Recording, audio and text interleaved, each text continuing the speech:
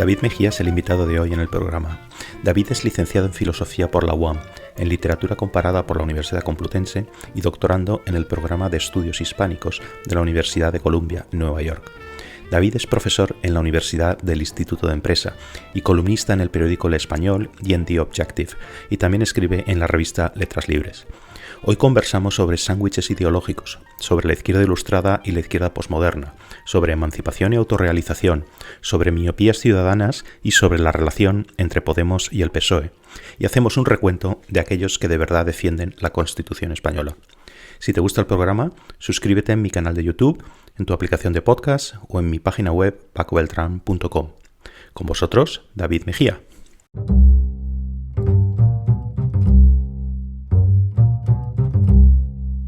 Estamos aquí con David Mejía. Hola David, ¿cómo estás?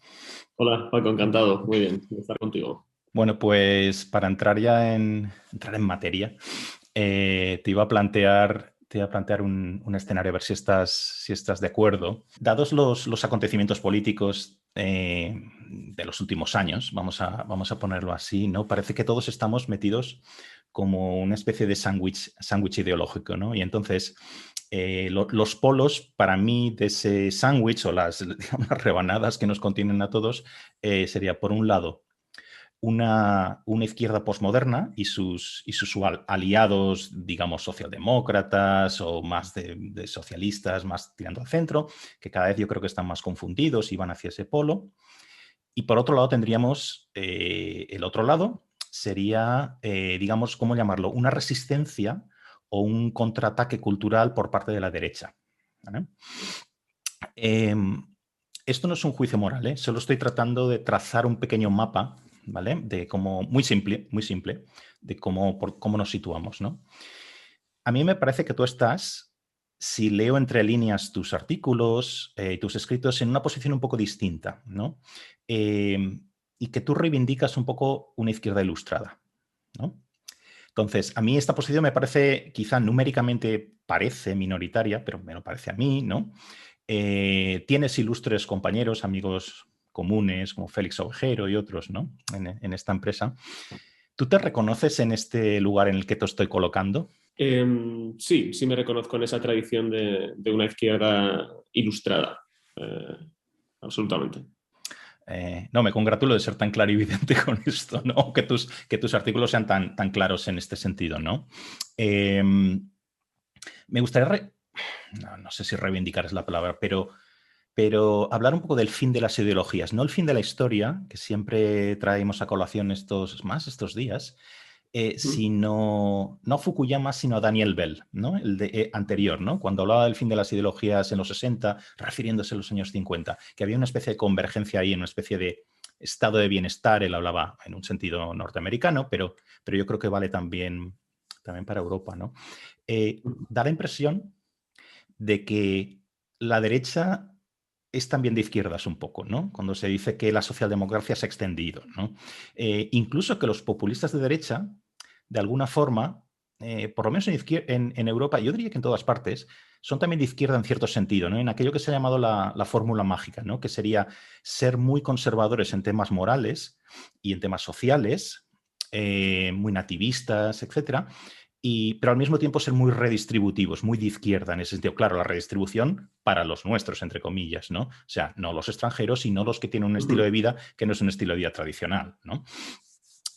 Sin embargo, yo creo, no sé si estarás de acuerdo con esto, que los problemas que están en el origen de la izquierda, pues no han desaparecido o no han desaparecido del todo. Y yo no me refiero a una cuestión de grado, sino a su esencia, ¿no?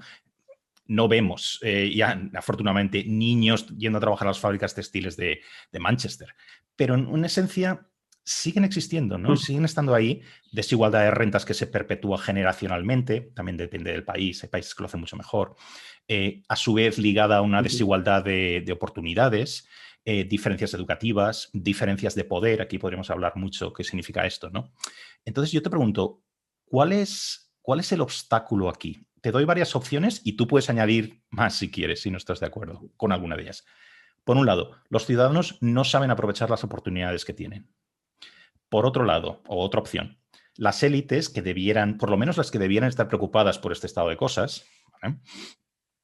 no saben qué políticas diseñar y llevar a cabo. O bien otra opción, que ciertas cosas son como son, por ejemplo, las asimetrías de poder, y que no se puede ir más allá. En Estados Unidos, por ejemplo, o en el mundo anglosajón, aceptan que mientras, incluso los liberales, que mientras no haya una casta que siempre mantenga el poder y los hijos lo hereden, pues mientras haya esa élite esté abierta a todos, pues que detenten el poder, pues no importa, ¿no? Entonces, ¿estás de acuerdo con alguna de estas? ¿Quieres añadir alguna otra opción? Bueno, a ver, no estoy de acuerdo para nada con la última, Uh-huh. con la idea de que hay que asumir las desigualdades porque sí, y aceptar que las desigualdades se dan. No debería llevarnos a la falacia naturalista de aceptar que como se dan, pues hay que aceptarlas y hay que asumirlas y hay que convivir con ellas. Eh, la primera de las opciones tampoco me convence, esta que dice que los ciudadanos no saben aprovechar las oportunidades que se les dan. Porque bueno, habría que matizar muy bien, ¿no?, qué entendemos por oportunidades y ya ahí hay una desigualdad en origen, que es la desigualdad de oportunidades. Eh, con independencia de que lográramos tener un sistema educativo competitivo y que formara a las personas de menos recursos, hay todo un capital cultural que es un indicador eh, muy fiable en tanto a revelar cuál va a ser el futuro de una persona. Un capital cultural quiere decir una situación familiar y un origen de clase, ¿no?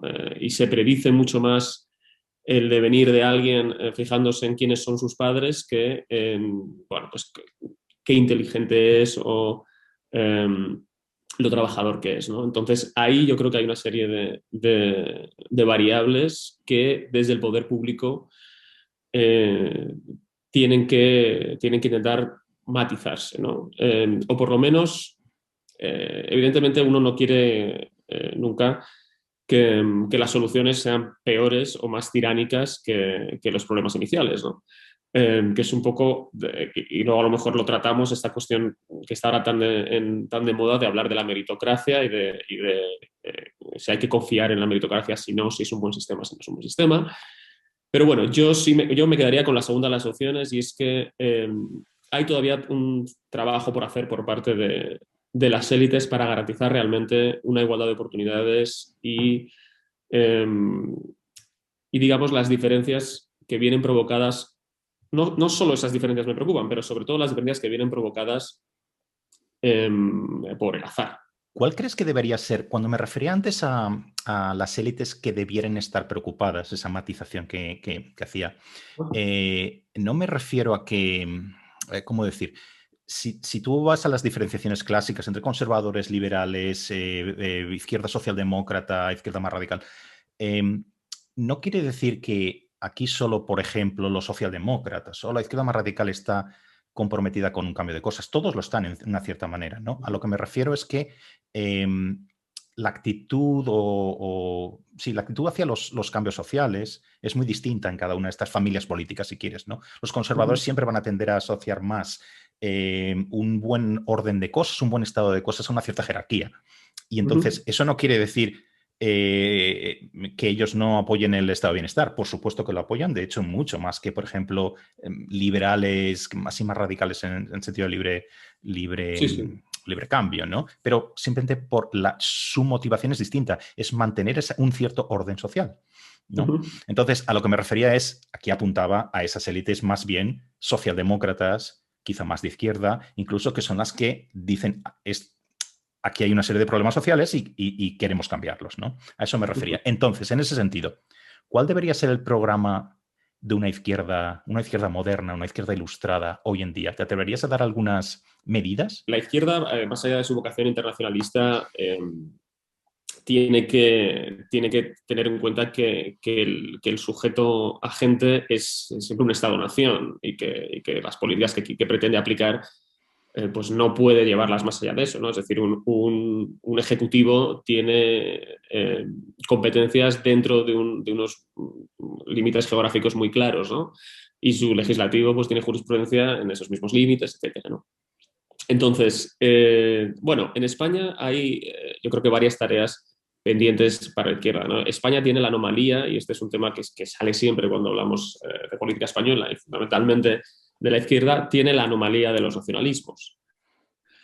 Eh, entonces, la izquierda convive en España con bueno, pues un sistema de creencias, no lo llamaría yo ideología, un sistema de creencias que es, por definición, anti-igualitario y que cree en que los derechos tienen una raíz identitaria y que aplica políticas etnolingüísticas y que está más preocupada por cuando, allá donde gobierna, como en el País Vasco, en Cataluña, pues, y en parte en Valencia y Baleares ahora también, más preocupada por adelantar un proceso de construcción nacional que por no sé, implementar un programa de políticas públicas en favor de la emancipación, ¿no? De las personas o de la autorrealización del individuo, ¿no? Que ese tendría que ser la vocación de la izquierda. Entonces, esta extraña pareja entre izquierda y nacionalismo, digamos que gripa el motor del cambio social, ¿no? Porque, bueno, nuestra izquierda en ese extraño afer que mantiene con el nacionalismo y que en muchos casos es cínico, es decir, ni siquiera es ideológico, sino responde a una necesidad aritmética, no sumamos, salvo que nos sumemos al nacionalismo, pues está resquebrajando lo común, empezando por el territorio, la igualdad de oportunidades que deben tener los ciudadanos en su mismo país para poder trabajar, desplazarse, estudiar, e incluso la posibilidad de aprender y dominar la lengua común, ¿no? Del país. Entonces, en España yo creo que una izquierda real debería empezar por igualarnos a todos o un programa de políticas públicas que nos igualaran a todos. Es decir, no tiene sentido que la administración pública, sea la administración que sea, invierta el doble en un niño que nace en el País Vasco que en uno que nace en Extremadura. Esto no puede ser. Esto es una cosa que para cualquier persona con una sensibilidad igualitaria pues rechina, ¿no? No puede ser que en España sea tan importante nacer en una comunidad autónoma adecuada. Esto desde el punto de vista estrictamente materialista, ¿no? De recursos. Asimismo, no puede ser tan importante nacer en una comunidad o en otra en términos de capital identitario. En España hay determinadas regiones que tienen más capital identitario que otras, que son más respetadas por la propia hegemonía cultural, la televisión, la ficción, y que se socializa mejor viviendo en ¿A qué te determinados refieres, lugares. Perdón. a qué te refieres, David, con esto del capital identitario específicamente? ¿En el sentido que reputación o en qué sentido? ¿Una reputación Sí, que te da ventajas? sí, en el sentido, por un lado, reputacional y por otro, ¿cómo decir?, de acercamiento o a una hegemonía eh, donde es más sexy, por decirlo así, tener un apellido catalán o tener un apellido vasco que tener un apellido castellano. Y esto es una evidencia y por eso es lo que conduce a la gente a cambiarse los apellidos y modificarlos para, digamos, camuflarse dentro de la corriente hegemónica, ¿no? Y a los que se apellidan García, pues poner a sus hijos un nombre muy catalán si están en Cataluña, muy vasco si están en el País Vasco, y no sucede lo contrario. Es decir, ningún Aitor llama a su hijo Fernando, ¿no? Sucede al revés. Y eso denota también pues un poco estas desigualdades que hay, no solo a nivel material y a nivel de inversión pública en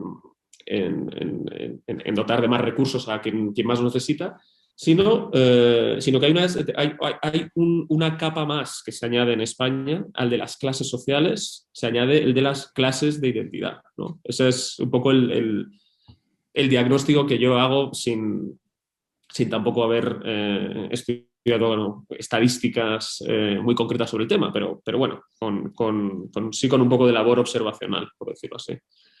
Este matrimonio de conveniencia, si quieres, como apuntas entre nacionalismo y la izquierda, es muy específico de España, ¿no? ¿A ti se te ocurre en otras latitudes en qué podría consistir alguna otra medida que una izquierda real, como la llamas tú, ¿no? Es que la izquierda real me recuerda aquello que se decía Ah, en las acampadas del 15M, ¿no? De la democracia ya o democracia real ya, sí, ¿no? sí, Pero perfecto. sé Democracia perfectamente real. a lo que te refieres, ¿no? Pero entonces se te ocurre, no sé, por ejemplo, tú conoces muy bien el panorama político de Estados Unidos. Aquí hay mucha complejidad, mucha confusión al situar los partidos políticos y las ideas americanas trasladadas aquí, ¿no? No vamos a hacer la coña otra vez con lo de, por ejemplo, los carteles del PSC que felicitaban a Ah, Biden y a Kamala Harris, ¿no? Como diciendo a la izquierda. Bueno, pues es que si uno se lee el programa de Biden, ¿no? Digamos, está a la derecha del PP, ¿no? Entonces, sí, sí. ¿se te ocurre que, digamos, esa izquierda fuera ya más allá de este matrimonio con el nacionalismo, ¿en qué puede consistir? Sin duda en reforzar los servicios esenciales, pues, desde la educación. Yo sí creo, no estoy de acuerdo en muchas cosas con la ley CELA, fundamentalmente lo referido a la exclusión del castellano. Sí creo que debe hacerse algo respecto a la educación concertada, donde, por lo menos en la Comunidad de Madrid, eh, bueno, es un sector ciertamente opaco y en muchos colegios pues un pretexto para hacer una privatización de facto, eh, pero a sueldo, a coste del contribuyente. Entonces, bueno, yo sí creo que en España, por ejemplo, habría que reforzar indudablemente la educación pública en todas las etapas educativas, para empezar a hacer una escuela infantil, o sea, de 0 a 3 años, realmente pública y accesible, porque es absolutamente inaccesible, no por los precios, evidentemente, al no ser una etapa obligatoria de la educación, pues no hay una oferta suficiente para toda la demanda que hay. Eh, Creo que en todas las etapas de educación, como decía, hace falta refuerzos. Creo que necesitamos tener a profesores mejor pagados y también mejor formados. O sea, no estoy solamente barriendo hacia casa. Creo que bueno, aunque bueno, nosotros estamos en la educación superior, pero bueno, somos un gremio, ¿no? Un gremio similar. Y lo mismo me sucede con la educación superior. Es decir, siempre que salen estos rankings de las mejores universidades del mundo, el ranking de Shanghái, salen Harvard, Stanford, ¿no? Y siempre hay alguien diciendo, no, es que en España la primera universidad aparece en el puesto 200. Bueno, a mí esto me parece engañoso. En España la universidad juega un papel muy distinto al que juega la universidad en Estados Unidos, como tú también sabes perfectamente, ¿no? España ha hecho cosas muy bien en ese sentido, que la universidad es un ascensor social, pero no debe ser el único ascensor social. Es decir, no puede ser que hayamos caído en bueno, esta especie también de titulitis, en el que todo el mundo tiene que estudiar una carrera, en el que no estamos haciendo un favor a nadie ofertando plazas en carreras donde no hay salidas realmente y donde el mercado laboral no va a ser capaz de absorber a esos chicos. Yo creo que la labor de la izquierda también tiene que ser realista con las posibilidades que pueden ofrecer diferentes titulaciones y también dar alternativas a la formación universitaria, ¿no? Es decir, creo que hay que diversificar eh, urgentemente, las opciones, digamos, post-educación secundaria y bachillerato, ¿no? Más medidas, bueno, pues creo que hay que invertir en investigación, en investigación en diferentes ramas, no solamente en biosanitaria, que también, por supuesto, pero bueno, no podemos ser competitivos en ningún sentido si no tenemos por lo menos un hub, ¿no? de investigación, pero y aquí se vuelve a mezclar también, o sea, la importancia de la política territorial es, es, eh, es fundamental para explicar también todas estas cosas. Es decir, no hay provincia española que no tenga una universidad. Esto no tiene mucho sentido, ¿no? Claro, uno no puede. Luego, algunos se lamentaban de tener que emigrar y no, es que tengo que irme a Harvard a hacer el doctorado. Bueno, pues eso es una cosa estupenda, o tengo que irme a no sé dónde. España no aprovecha mi talento. Bueno, es que sea, no puedes tener un acelerador de partículas en tu pueblo. Eso, es decir, que uno tiene que moverse. Y está bien, porque tener todo, haberlo convertido todo en un comercio de proximidad, tu universidad, tu instituto, pues eso también contribuye a que se deshagan pues los mimbres que nos unen, ¿no? Eh, pero bueno, no sé si me estoy metiendo en demasiados temas y te apetece concretar algo más, pero sí creo que la política territorial tiene una influencia crucial sobre todos los demás elementos organizativos, ¿no? de la vida en común. No, no, yo estaría totalmente de acuerdo y es algo que es una fijación mía desde hace mucho tiempo. Esta cosa de tener siempre la universidad a la puerta de la casa, ¿no? En la esquina, donde a mí siempre me ha parecido esto uno de estos problemas complejos, porque ahí se juntaba no solo la competencia territorial, si uno tiene una universidad mejor o una universidad pensemos en temas técnicos, no tanto en la universidad de filosofía o de derecho o de ciencias sociales, ¿no? Todas las provincias no pueden tener una facultad de medicina, no pueden tener ingenierías, eso es carísimo, ¿no? ¿No sería mucho mejor? Yo siempre lo he pensado, con ese dinero que nos gastamos, ¿no? En construir la universidad a la puerta de casa, ¿no?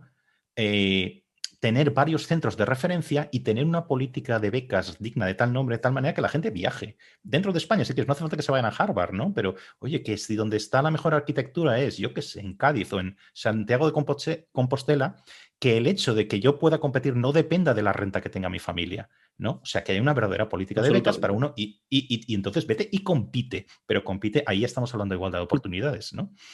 Pero bueno, yo quería saltar a una cosa que escribía recientemente en uno de tus artículos. Me gustan las paradojas que yo lo he dicho muchas veces en este podcast, que yo soy como un yonki de las paradojas, ¿no? Me encantan esas cosas. Entonces, en una reciente hablabas de Podemos, como había ellos plantean continuamente, de hecho, nacionalizar empresas privadas. Creo que en tu artículo hablabas de las empresas farmacéuticas.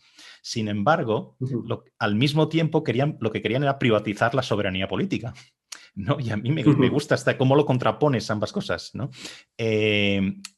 Quizá porque la soberanía política es lo que más tenemos en común los españoles, ¿no? Porque es una cosa que detentamos conjuntamente, ¿no? Entonces, como ciudadanos, ¿somos miopes y no vemos estas incoherencias? ¿O es que no somos igual de sensibles para lo que apela al estómago y lo que apela a la cabeza? Y me refiero con esto a lo que apela al estómago, por ejemplo, sería todo el mundo ve el simbolismo o si quieres ¿cómo le llama? El confrontar ricos contra pobres, ¿no? Pero por otra parte, imaginarse como miembro de la comunidad política, esto es un poco más complejo, ¿no? Entonces, ¿cómo se conjuga todo esto? ¿No lo vemos? ¿Somos miopes o no nos damos cuenta? Bueno, en cierto modo sí. O sea, yo recuerdo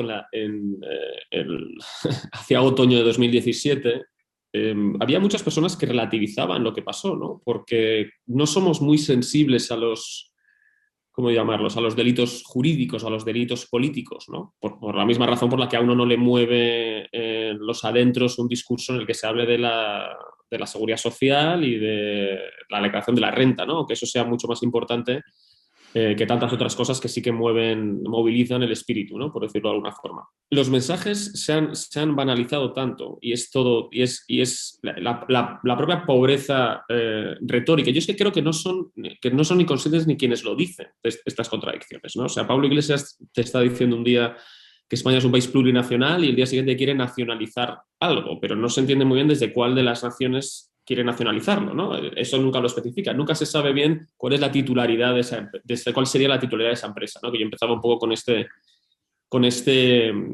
chiste. Y sí, efectivamente creo que no mueve conciencias esta idea de la privatización del espacio público, también porque no se conjuga así, porque esto es un mensaje, digamos, empaquetado por una sensibilidad de izquierdas, ¿no?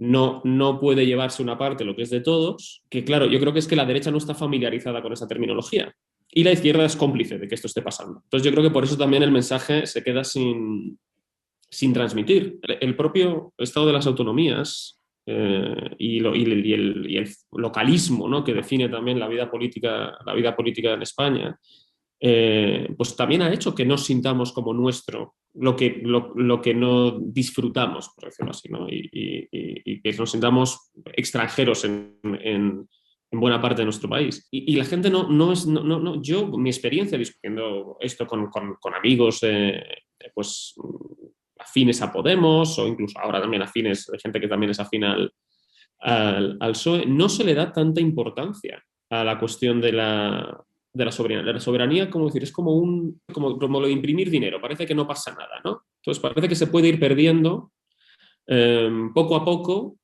que no pasa nada. O sea, es como una moneda de Monopoly con la que siempre se puede comerciar. Y no pasa nada. Y no pasa nada.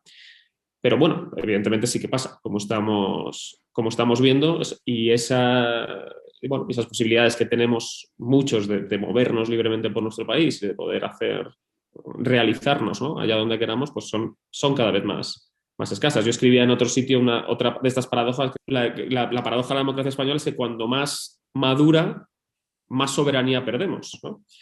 Es decir, la evolución de la democracia no es hacia que los ciudadanos ganen soberanía, sino que la perdamos y que la vayamos fragmentando, ¿no? Y esto se ve en el Congreso de los Diputados, donde cada representante o por cada diputado, ¿no?, que ha salido por una circunscripción provincial, pues es un embajador de su región, no es un representante de la soberanía nacional, ¿no?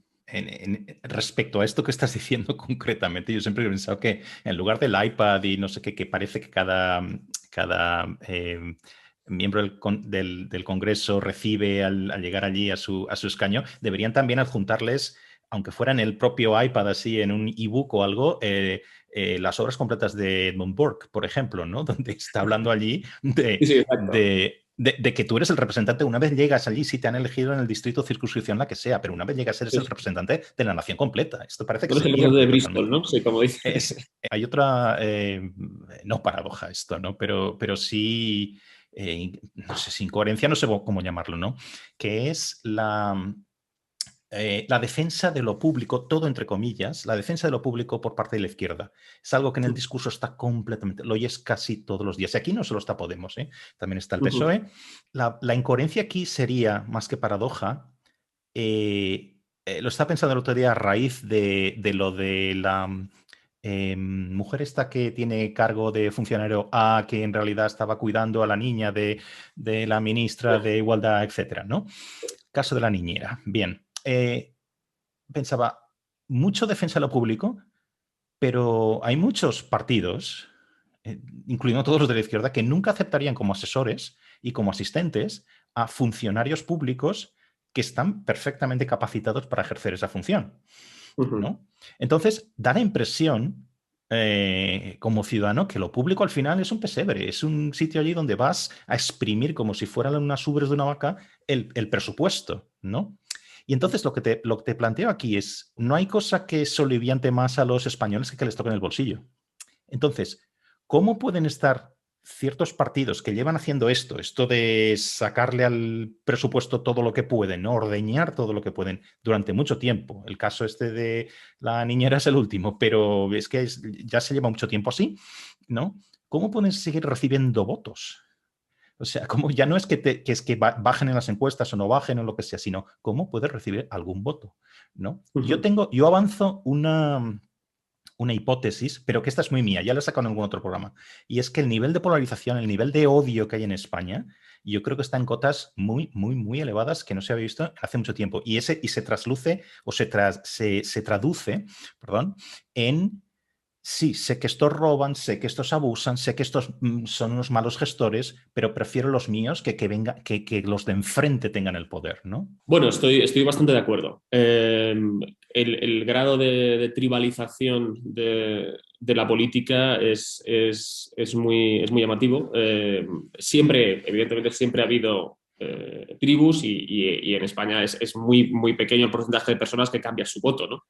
Que es esa minoría de la que depende la democracia, ¿no? Porque los que siempre votan al PP, los que siempre votan al PSOE, pues bueno, ahí la democracia no iba a ninguna parte, ¿no? Los bloques se estancaban, ¿no? poca la gente que cambia su voto, pero efectivamente más ahora, ¿no? Donde la llamada a la trinchera ha sido o está siendo todavía muy, muy, muy acuciante, ¿no? Yo creo que esto lo he hablado también con algún amigo que tenemos en común, el gran hallazgo de Pedro Sánchez ha sido darse cuenta de que muchos, de que sus tejemanejes, de sus promesas incumplidas, hoy digo una cosa y mañana digo la contraria, no es un cambio de opinión, o sea, es ponerte en la posición opuesta, que no le cuestan ni un solo voto. Yo creo que ese ha sido el gran hallazgo de Pedro Sánchez o de Redondo o de quien sea, que no pasa nada. Y creo que esa es la peor noticia para la democracia. Cuando uno se da cuenta de que no cuesta votos hacer lo contrario de lo que habías prometido, no solo en términos de promesa electoral, sino de conducta, ¿no? Ética. Y claro, cuando la propia, no sé, guardia politológica que tiene todo régimen es confrontada con estas cuestiones, pues bueno, pues te hablan del maquiavelismo de la política, de que esto es así, de que estamos descubriendo que los políticos mienten, ¿no? Pero bueno, yo creo que hemos alcanzado un grado nuevo y esto está forzando a sí mismo la polarización. Es decir, cuanto más polarización, como tú mismo decías, ¿no? Si la ecuación es clara, a mayor polarización, mayor tolerancia con los desmanes propios, ¿no?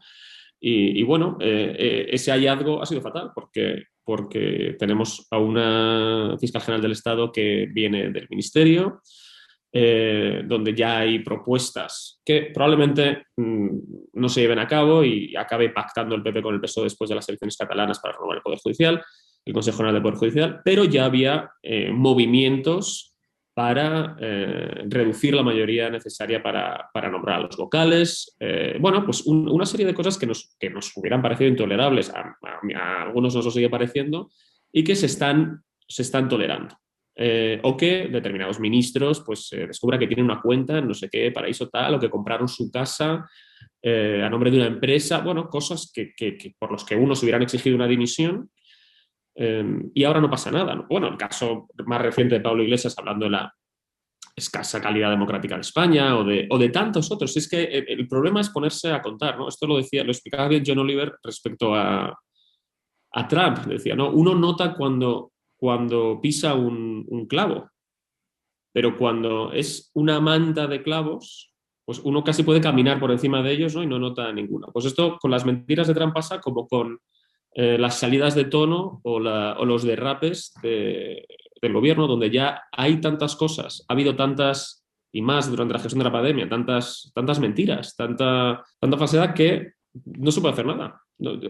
Uno está esperando que pase no sé qué para que de repente la población entre en razón. Y sobre lo que decías de lo público, bueno, pues creo que efectivamente es una muletilla, ¿no? Que tiene una parte de la izquierda. Yo me considero también una persona que vela y que en ningún caso apostaría por reducir la financiación de los servicios públicos, pero claro, la izquierda tiene un discurso que es muy patrimonializador de lo público. Es un poco lo contrario a lo que debe ser la esencia, que no es de todos, ¿no? Y cuando se le ocurrió bueno, no a Cristina Cifuentes, porque ya yo creo que estaba casi en coma, ¿no? Que tuvo un accidente y la llevaron a un hospital público y prácticamente la echaron, ¿no? O sea, intentaron echarla. Es decir, lo público parece que no es de todos y que solamente unos tienen derecho a hablar de lo público. Y luego, como tú decías muy bien, ¿no? Lo público también es confiar en los trabajadores públicos, en los funcionarios, en los civil servants, ¿no? Para gestionar la administración y no convertir cada ministerio en una agencia de colocación, que este gobierno no es el primero en hacerlo, evidentemente, pero este gobierno es el que más lo ha hecho, y estas son cifras que son contrastables, es el que más lo ha hecho y el que más lo había criticado antes de ser gobierno. Entonces, eso sí, esa medalla sí que se la podemos poner. Es que aquí podríamos estar con esto. Cada una de estas cosas deberían de tener un efecto y no lo tienen, ¿no? Por lo que tú estabas contando, quizá porque ya el vértigo, casi el vértigo de una sucesión, que además no sé cómo lo ves tú, porque yo veo unos paralelismos con lo de Trump, más allá de lo que tú estabas diciendo, que son tremendos. Fíjate, cuando Trump decía puedo bajar a la Quinta Avenida y matar a alguien y aún así me votarían, ¿no? Casi puedes trasladarlo a esto a una analogía muy facilona, pero que, oye, que Sánchez se puede ir a la Castellana a matar a alguien y lo van a seguir votando, parece, ¿no? O hace unos programas entrevistaba a Aurora Nacarino, ¿no? Y ella decía, ¿no? Es que Pedro Sánchez es como el Neo de Matrix, ¿no? Que es cuando se da cuenta de que la ley de la gravedad no rige para él, pues puede hacer lo que le dé la gana, ¿no? Todas estas analogías yo creo que describen muy bien. Claro, el problema está Sí. en los votantes, ¿no? De qué hacemos con esto, ¿no? Esta creencia de que antes de nosotros no había nada. Llegamos nosotros y lo revolucionamos todo. Los derechos son los que traemos nosotros. Antes era todo una cosa desastrosa, ¿no? Entonces, oír a una ministra de Igualdad decir que a partir de ahora van a dedicar todos sus esfuerzos a prohibir la mutilación genital, cuando esto lleva en el Código Penal desde un montón de tiempo, o que en el centro del Código Penal va a estar el consentimiento en materia sexual. Oiga, pero ¿y cuándo no lo ha estado? ¿No? O que ellos encarnan la liberación de la mujer. Estas cosas, en tiempos normales, y no sabría muy bien cómo definir esto, moverían a risa. ¿Es que acaso hay una parte de los votantes que es que quieren creer que llega un tiempo nuevo, un tiempo de liberación o de redención o de emancipación con ciertas fuerzas políticas? Pues la verdad es que el caso del Ministerio de Igualdad yo creo que es uno de los grandes misterios de nuestra democracia, ¿no? Y no lo digo, o quizás sí lo digo con un poco de ironía, pero no demasiada. Sí, a veces parece que el Ministerio de Igualdad, por las comunicaciones que emite, ¿no? Está legislando para las mujeres de 1920. Entonces, pues es muy chocante que se cuelgue la medalla de liberadora, una figura que, en fin, pues ha tenido un camino muy allanado por toda una tradición, ¿no? Entonces, bueno, es ciertamente oportunista. Evidentemente, la mutilación genital ha sido, creo, está en el Código Penal desde hace creo que 17 años, pero bueno, siempre ha sido ilegal, aparece tipificada específicamente como tal, pero siempre ha sido ilegal, nunca ha sido legal hacer eso. Eh, por supuesto, el consentimiento está en el centro de los delitos de los delitos sexuales. Y otra cosa que decía recientemente, que es que las mujeres también tienen derecho a sentarse en el sofá, ¿no? Es todo, francamente, misterioso también el hecho de que esta ministra comparta su vida con el que es vicepresidente, ¿no? Porque no sabe uno de dónde le vienen las ideas de que esa es la convivencia habitual en las familias de España la que está denunciando. No creo que le pase a ella, pero pensará que es una excepción lo que sucede en su casa. De verdad, ahí se ha mezclado tanto esto. Hemos ido de lo personal es político a todo lo político es mi vida personal, ¿no? O como dice Jonathan Haidt, solo lo personal es político, parece ahora, ¿no? Entonces, este adanismo es preocupante porque se legisla para un mundo que no existe. Se legisla para un mundo en el que las mujeres no corren peligro en España. España es un país seguro para la vida de las mujeres. Y esto es otra de las cosas que parece que es menos de izquierdas decir, pero la izquierda ilustrada lo que se apega es a las cifras. O cualquier persona ilustrada, no solamente la izquierda. Es decir, lo que atiende es a la estadística, lo que atiende es a la evidencia empírica. Y la evidencia empírica nos dice que España es un país seguro para las mujeres con independencia de que pasen cosas atroces, como pasan en muchos otros sitios. Si te pintan un panorama en el que te dicen quiero poder tumbarme en el sofá o quiero volver a mi casa sola y borracha, no sé cuál es el lienzo en el que están proyectando todas estas medidas que pretenden aprobar. Entonces, bueno, sí, es estupefaciente, sobre todo porque, claro, ya este adanismo está perdiendo fuerza, teniendo en cuenta que Podemos está en el gobierno, lleva mucho tiempo en política, controla todavía el Ayuntamiento de Barcelona, ha estado con franquicias, ¿no? Pero en el Ayuntamiento de Madrid, gobernando en muchos sitios también. Y bueno, pues la revolución no llega. Y no es esperable que llegue, pero no puedes prometer que vas a saltar los cielos en cuanto toques poder. Y bueno, pues lo único el cambio más radical que ha provocado Podemos ha sido en la vida privada de sus dirigentes. Ese es el cambio más notable desde 2014 hasta hoy, no tanto en la vida de la gente. Y bien, o sea, no es que me parezca mal. eh, ellos verán. Pero no me parece muy ético pues esta especie de estafa piramidal ideológica en la que se ha convertido Podemos, francamente. Magra cosecha, ¿no? Para lo que prometías, ¿no? Que al final el cambio ha pasado por ellos mismos, ¿no? Que desde luego, como tú decías, estoy de acuerdo, ¿no? Una vida personal, oye, que uno tiene un coche desvencijado y quiere tener un Ferrari, me parece bien, a ver, siempre que sea una cosa lícita y tal, pero quiero decir, aquí la cuestión es qué has estado predicando antes y luego qué hacen tus votantes, qué hacen tus votantes también, ¿no? Y por ahí va la pregunta anterior, ¿no? De por qué esto no tiene mayores consecuencias electorales de las que yo creo que las tendrá, ¿no? Pero ¿por qué no has Sí, tenido?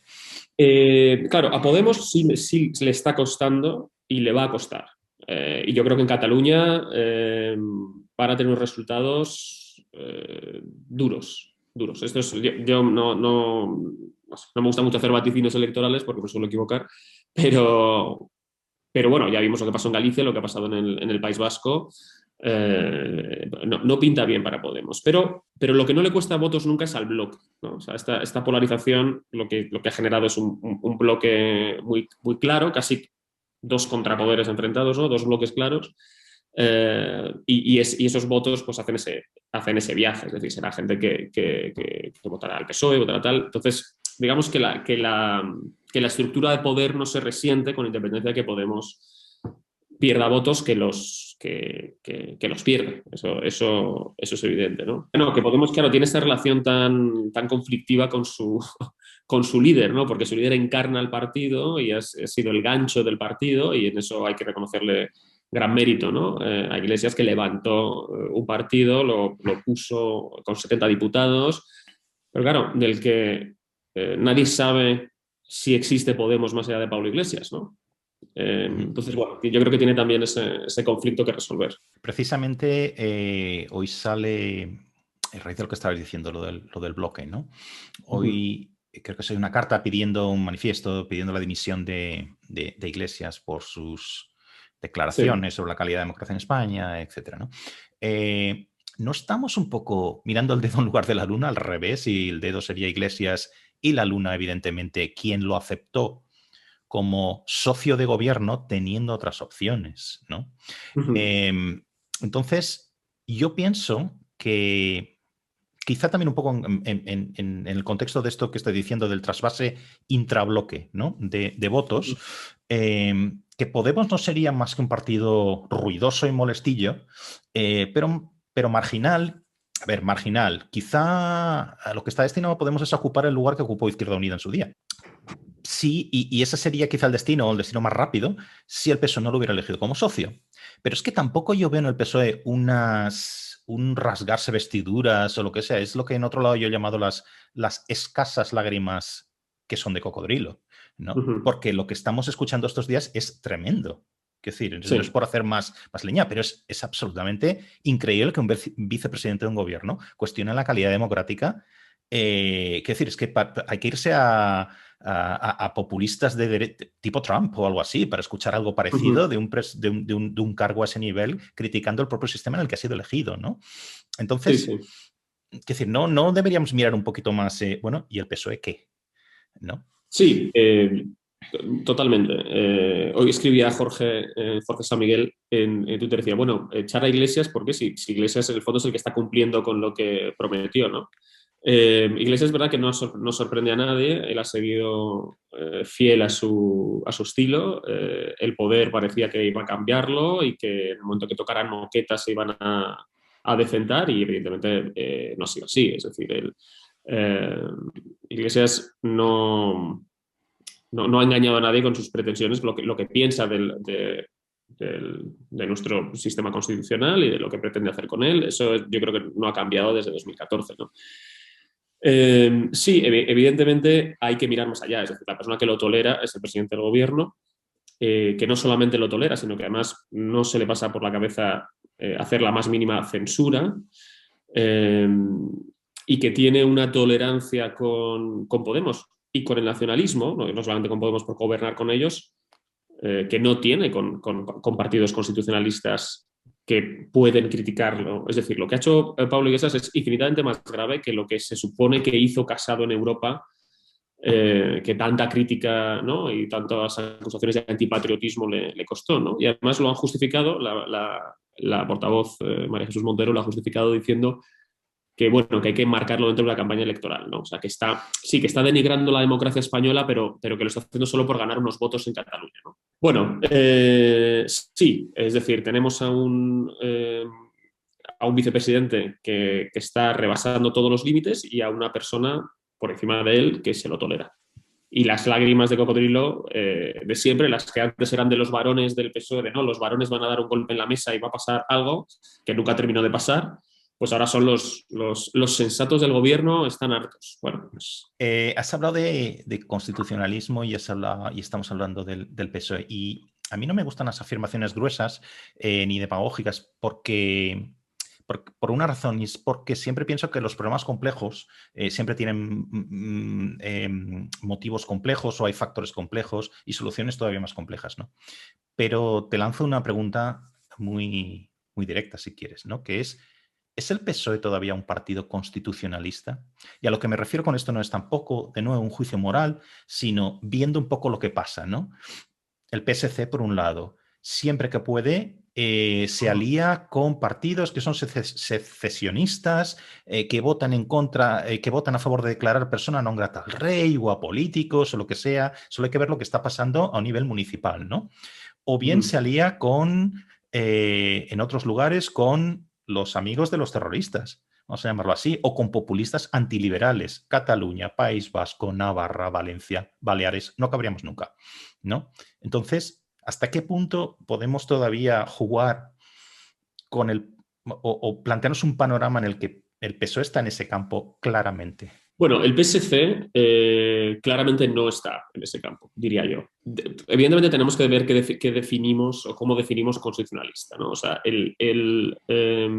si por constitucionalista entendemos un partido que respeta la Constitución del 78 y que no la denigra, en ese caso, pues sí, el PSOE, incluso el PSC podríamos considerar los partidos constitucionalistas. Es decir, Podemos siempre ha sido contrario a la Constitución del 78, la ha definido como un candado y como tantas otras cosas, ¿no? Es decir, no lo considera el PSOE es un partido más conservador en ese sentido, en el sentido de que considera que el pasado, desde la transición hasta nuestros días, es digno de conservar, ¿no? Es decir, que no es desechable.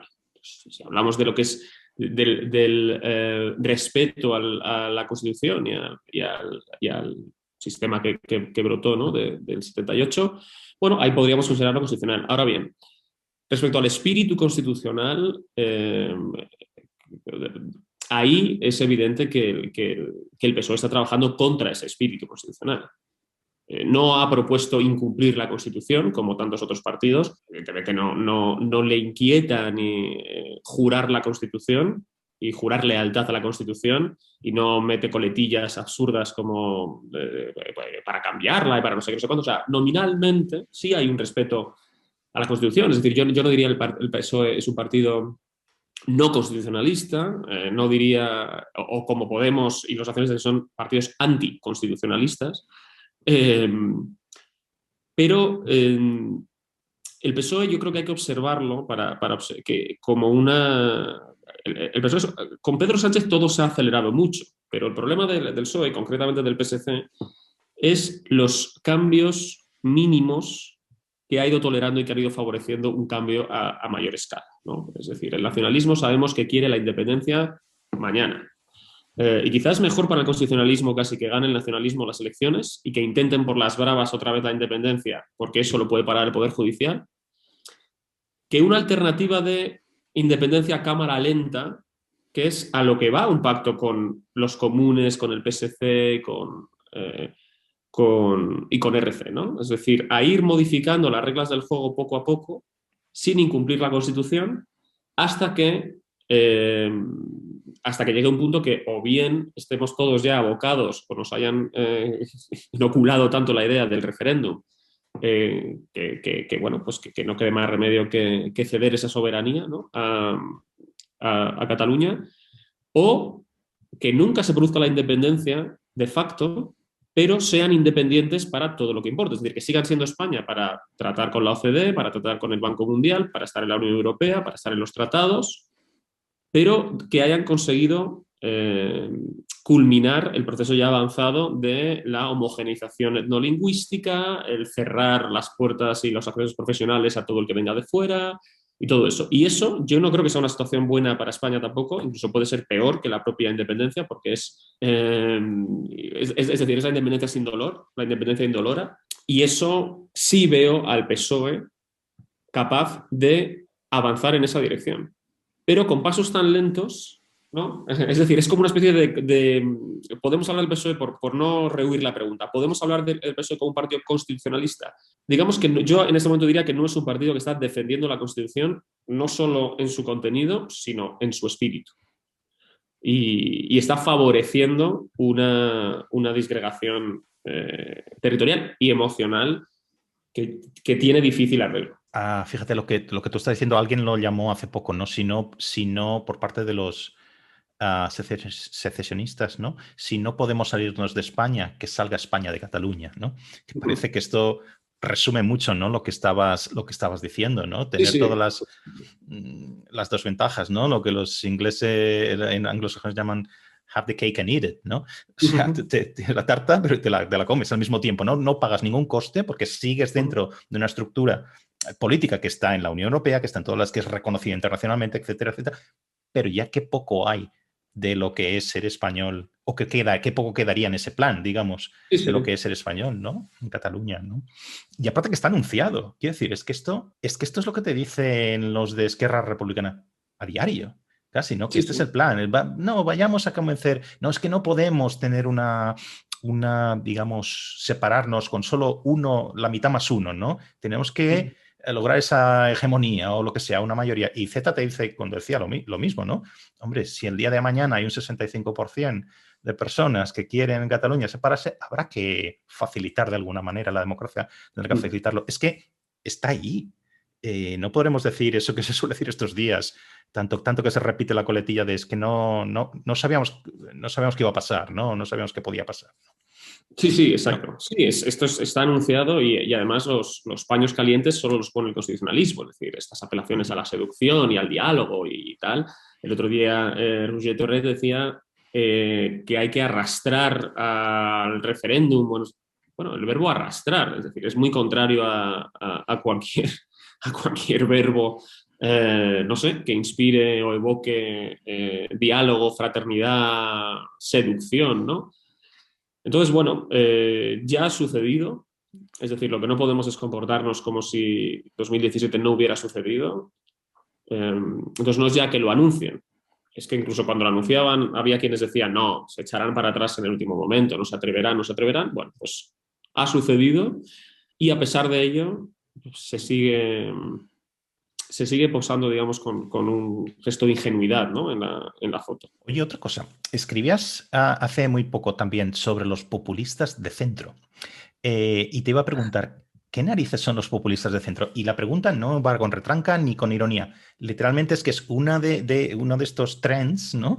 Que me he perdido en los últimos días, ¿no? Sí. Entonces, ¿qué narices es esto de los populistas de centro? ¿Y es esto un debate relevante o es algo que mañana se acaba y la semana que viene hay otra cosa? Bueno, yo creo que no es un debate muy relevante, ¿no? Era una columna un poco en respuesta a un movimiento sísmico que, bueno, quizá que esta no es la genealogía exactamente. El término sí existe y hay politólogos que lo manejan, ¿no? Desde hace un tiempo. Entonces, digamos, desde un punto de vista, ¿cómo decir?, un poco más objetivo, académico, se refiere a quien no es populista de derechas, un populismo reaccionario, antimigración, ni populista de izquierdas, en el sentido de poderosos contra pueblo y no sé qué, sino un populista que reniega de la clase política y en cambio quiere favorecer pues,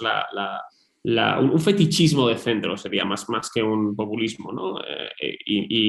Y solo quiere hablar de la meritocracia y nombrar a gente que tenga acreditada experiencia y tal, y que aplauda cuando viene Draghi para encargarse de llevar los asuntos, ¿no?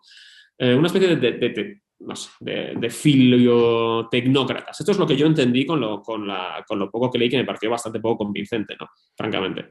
Y bastante contradictorio. Pero bueno, este es un poco el background y el debate surgió porque Luis Garicano se planteó en Twitter si no sería un buen momento para sustituir a Salvador Illa, ya que se le iba a sustituir para sustituirlo por una persona con conocimientos en materia de salud pública. Me da cuenta que estamos atravesando ya no sé si es la tercera o la cuarta ola de la pandemia más mortífera del último siglo, ¿no? Y entonces, bueno, aquí se le echaron encima diversas personalidades tuiteras, algunas con conocimientos más que acreditados en muchas cosas, pero que se notaba que no estaban estaban haciendo activismo, ¿no? desde su cátedra, por decirlo así. Y entonces básicamente eso se convirtió, ese debate mutó en un debate contra la meritocracia, bastante naif también, ¿no? Y sacando el debate, fue exitoso en el sentido de que sacó el debate real, que era, bien, ¿por qué no estamos nombrando a gente cualificada para determinados puestos? Creó una categoría y nos pusimos a debatir si el populismo de centro era anti-élite o no élite, o pro-IBEX o menos IBEX, o no sé qué, ¿no? Entonces, era un apelativo dirigido a, bueno, digamos, a quienes apostaban por una tecnificación que ni siquiera es una tecnificación, yo creo que hablaba más de nombrar a gente con competencia contrastada, no necesariamente con una formación adecuada o una formación en esa materia concreto, ¿no? Porque eso no es especialmente necesario, ¿no? Yo creo que nadie dudaría de la capacidad de Rubalcaba y era doctor en químicas, ¿no? Y fue ministro del Interior. Eh, y nadie ha dudado nunca de su valía, de su inteligencia, ¿no? Al contrario, y se ha dudado de otras cosas, pero no de eso. Y la cuestión es si alguien es o no es competente. Yo creo que ese es el debate. Que alguien tenga una formación específica en un determinado tema, pues digamos que contribuye, no es una condición suficiente, pero contribuye sin duda, ni siquiera es una condición necesaria, pero contribuye digamos, a legitimar un nombramiento, ¿no? Entonces, bueno, en mi opinión ese debate lo que puso de manifiesto es que hay personas dispuestas a sacar papers de donde sea para justificar cada movimiento que haga el gobierno, ¿no? Es decir, no, y me hizo perder aún más la fe sobre una posible esfera pública en la que se debatiera con cierta honestidad intelectual, ¿no? Hay otro tema del que también se ha escrito recientemente y a mí me parece un tema muy importante, que creo que esto merece un verdadero debate público. No sé si con la vorágine de la que estamos hablando también se perderá, y me refiero, también lo puedes plantear en términos de paradoja, ¿no? A esto que tú has comentado sobre quizá el contraste entre unos políticos o una clase política, si quieres, cada vez más falta de ideas y que coexiste con unos ciudadanos cada vez más ideologizados. No sé si lo planteabas en estos términos, una cosa Sí, sí. parecida, ¿no? Y yo le añadiría aquí la coletilla de la polarización, que es algo que, como ves, me interesa mucho, ¿no? Uh-huh. Por un lado, ¿cómo puede darse esto? ¿Cómo puede darse este contraste? ¿No? Y la segunda pregunta que a mí me interesa saber lo que piensas es ¿cómo salimos de esta? Me refiero a, por un lado, si lo separamos esto en los dos patas, si quieres, ¿no? ¿Cómo podríamos tener una mejor selección de servidores públicos? ¿Vale? Esto por un lado. Y por otro lado, ¿cómo podemos, esto es un gran tema, tiene muchos aspectos, pero cómo podemos reducir esa polarización social? Pues en términos de polarización, parece... aquí había dos corrientes, ¿no? Tradicionalmente, que seguramente tú también conoces incluso mejor que yo, ¿no? Quienes consideran que la polarización se debe a ciudadanos que de un día para otro optan por opciones más extremistas en las urnas, y quien atribuye la polarización a la conducta de los políticos. Y parece que es esta segunda la que tiene más crédito. no son tanto los ciudadanos los que un día se enloquecen y se vuelven radicales, sino que esto es triste, pero los ciudadanos en general tenemos menos autonomía de la que consideramos. Y no es tanto... eh, no son tanto nuestras ideas las que deciden nuestro voto, como nuestro voto el que decide cuáles son nuestras ideas en cada momento, ¿no? Entonces, si un partido al que le hemos sido fiel adopta una deriva más extremista, más frentista, ¿no? Más frentista, pues ahí detrás que vamos, ¿no? Es decir, ahí es donde está la responsabilidad de las élites. Creo que tenemos élites irresponsables que han favorecido y no todas por igual, o sea, no juzgo a todos por igual, pero que han favorecido este frentismo, ¿no? Y es lo que ha provocado esta polarización. Y en el caso y respecto a esa falta de, ¿cómo decirlo?, de equilibrio, ¿no?, entre lo ideologizada que está la población en torno a pocos temas, porque realmente no son tantos temas los que mueven emocionalmente a la gente, ¿no? Pero, no sé, a la derecha la moviliza mucho la cuestión de la ocupación, ¿no? Esto es una cosa que parece como que uno se va a ir al cine y le van a ocupar su casa.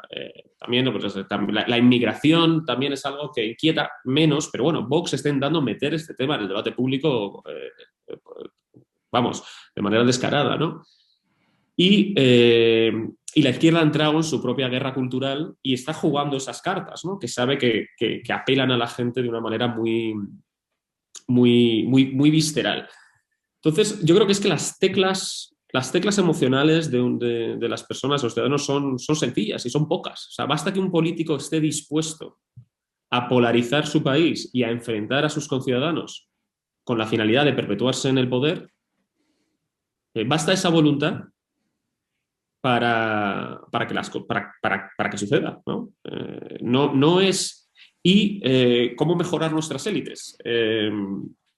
Por ir a las tres cuestiones, ¿no? Es decir, cómo se explica la polarización por la irresponsabilidad de los políticos, en mi opinión, aparte de todos los otros factores, pero son más los políticos los que se radicalizan y arrastran a los votantes más que al revés. Bueno, el caso de CiU, de ser un partido no independentista a ser un partido independentista de la noche a la mañana, prácticamente, con todos sus millones de votos detrás. Bueno, pues ahí hay un ejemplo. En el caso de Trump pasa lo mismo y en el caso de Pedro Sánchez también. Esto ha abonado una teoría que estaba, una corriente, digamos, historiográfica que estaba de capa caída, que es la del one man, ¿no? La del peso de un hombre, ¿no? Ya había pasado de moda la de estudiar el peso de las grandes personalidades, ¿no? Por no decir solamente hombres, aunque por la discriminación a la que estaba sometida la mujer normalmente eran hombres. Y bueno, había una corriente de relativizar el peso específico que podía tener una sola persona y yo creo que lo que estamos viendo es que eso sucede. Es decir, que hay personas concretas que en momentos concretos pueden decantar emocionalmente una sociedad hasta límites pues, insurreccionales y peligrosos, ¿no? Respecto a cómo mejorar las élites, ahí yo creo que España tiene un problema con los partidos políticos y con la democracia, con la mal entendida democracia entre los partidos políticos, ¿no? El partido político es demasiado importante y sus mecanismos internos en la generación de sus élites y de nuestras élites. Es decir, tener outsiders es prácticamente imposible en este sistema. Y todo depende de que fulanito de tal te coloque en su lista o en el comité federal o puedas asomar la cabeza por ahí. Yo no sé mucho de la política interna de los partidos, o sea, no sé exactamente cómo funciona, no he militado nunca en ninguno, pero por lo que observo, no hay ninguna libertad de movimiento dentro, ni hay opción de que haya distintas corrientes. No hay una corriente alternativa a Pedro Sánchez, hay una corriente alternativa a Casado, por supuesto que no hay una corriente alternativa a Pablo Iglesias. Las corrientes alternativas montan partidos nuevos, ¿no? Ahí está Rejón, por ejemplo, ¿no? Lo que pasó con Rosa Díez con UPyD. Entonces, creo que ahí hay parte del problema, de que nuestras élites las seleccionan los partidos, no las seleccionamos nosotros. No, no creo que sea tan diferente en otros lugares, pero quizá los mecanismos sean algo más, no sé, algo más eficientes o velen más por el bien común, ¿no? O por lo que pueda aportar cada uno. No, no, yo estaría bastante de acuerdo con tu diagnóstico si además añades o tienes en cuenta quizá un grado de politización más elevado en España, y me refiero, por ejemplo, a si comparas, un ejemplo clásico sería Reino Unido, aunque esto un poco a salto por los aires con Brexit y populismo, etcétera, pero quiero decir, una profesionalización mayor de unas escalas más elevadas de la administración, ¿no? Aquí parece que hay más donde llevarse, ¿no? Para llevarse para casa en el sentido de colocar a los míos y este tipo de cosas, ¿no? Esos premios, ¿no? Pero en lo esencial estaría muy, muy de acuerdo con lo que estás diciendo. Oye, estamos llegando más o menos al tiempo que habíamos hablado que íbamos a estar, entonces, pero sí me gustaría hacerte una última pregunta. Y aunque acabas de decir que no te gusta hacer pronósticos, pero estamos grabando esto unos días de las elecciones catalanas, entonces lo que te quería preguntar es, ¿qué pronóstico tienes? Y no me refiero tanto a este partido sacará esto, sacará lo otro, bajará o subirá, sino más bien una cosa distinta. ¿Qué pronóstico tienes respecto a la consecuencia o de lo que van a representar estas elecciones para el panorama nacional en general, en España posterior? No deja de ser una especulación, pero es un poco distinto lo que quería saber. Yo creo que estamos abocados a la repetición de elecciones en Cataluña. Entonces, creo que, bueno, un poco por los papelitos que se están firmando de no voy a pactar contigo, con el otro, y por la propia aritmética, no da para muchos. Es decir, creo que hay dos alternativas. O se reedita el pacto entre independentistas o hay segundas elecciones. Creo, o sea, no, dentro de, como decíamos, que no soy muy ducho en esto. Respecto al efecto que va a tener en España, si hay una repetición electoral, bueno, pues que habrá que esperar, ¿no? Eso se pondrá en stand-by, volveremos otra vez a campaña, el efecto Illa quizás se diluya, no sabemos. Si se vuelve a confirmar, o sea, si vuelve a haber una mayoría nacionalista, independentista,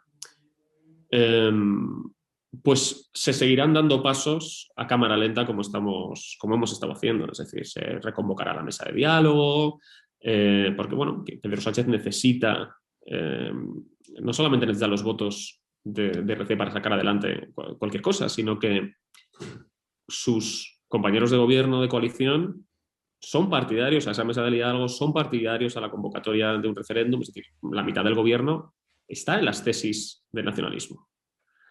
Entonces mi diagnóstico no es muy alentador, la verdad, en el caso de que se repita eso. Y francamente, en el caso de que haya cualquier otra opción de gobierno, aunque sea conservadorilla, pactando y tal, no creo que sea muy distinta la dinámica. Creo que han logrado lo que pretendían, que es sacar el proceso de los cauces institucionales. Entonces, eso está avanzando de otra forma, por otro lado, con la retórica, con las mesas paralelas, con los pactos en Madrid, con las reformas del Código Penal. Es decir, hay todo un entramado que sigue su curso, ¿no?